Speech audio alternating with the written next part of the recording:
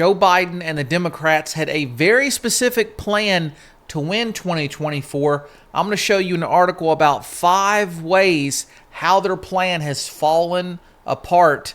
And this is in big part, the reason this is important is this new media landscape of independent creators, of individuals who get messages out that don't rely on the traditional corporate media. Before we get started, I'm David with Americans for Limited Government. If you believe in protecting the U.S. Constitution and you want limited government, go ahead and hit that follow button, subscribe, and hit the thumbs up. Let's jump into this story here. This is from The Federalist, authored by Charlie Kirk. 5 wrong predictions ruining the Democrats' plan for 2024.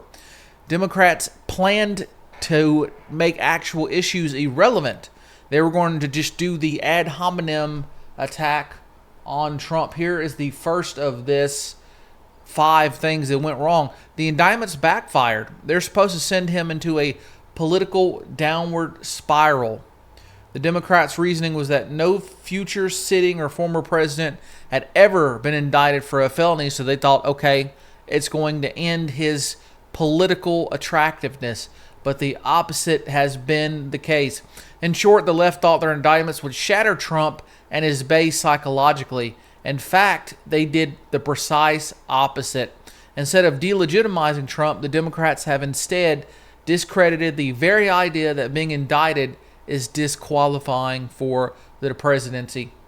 Number 2, and this one especially relates to independent media that has just not let this story die. The corporate media has wanted to shut it up.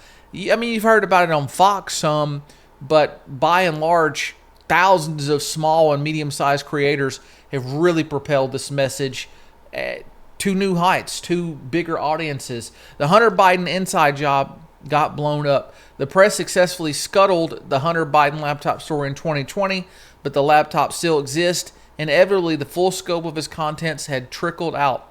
No big deal, Democrats thought. Just a quick plea deal with Hunter Biden about the least consequential of his misdeeds, bury a sneaky clause immunizing him from any further federal prosecutions, and bury the story forever.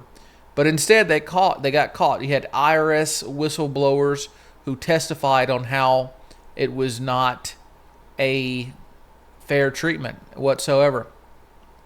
And again, the new media has played a huge part in that. I'm a big fan of the new media because the corporate media obviously is corrupt. There was no competitive GOP primary. I mean, let's talk about this. No candidate has ever lost that's been this far ahead in a primary. They've never lost the primary. We've always seen candidates with scores that are several points ahead, or in all of history. That candidate wins the primary. It's just how it goes. But with as far as ahead as Trump is right now, they didn't expect that, and Trump has been super far ahead. That's number 3. Number 4, Cornell West. He's a respected figure among left-wing radicals. You see this divide in the Democrat Party. What you have right now is farther left progressives and some people who are more traditional Democrat, and they're starting to diverge in their policies. And Cornell West is in the embodiment of that. He's a academic from Harvard, very far left, and he could take some votes from Joe Biden. And number 5, also the No Labels Party. This is a centrist group, and they may support a centrist third-party nominee like Joe Manchin. They didn't predict this, the Democrats. So all of this is going to hurt Biden's plan to be reelected. And then also Biden is struggling even to win, unity from the D.C. Uniparty now. All of his corruption's coming out, and they're seeing him as not a viable candidate. So there's speculation that he'll drop out.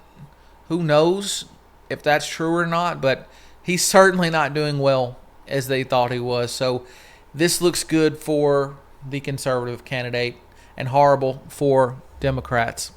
Hey, if you did enjoy this, again, hit the thumbs up, subscribe, follow. We'll be back with more soon. Take care.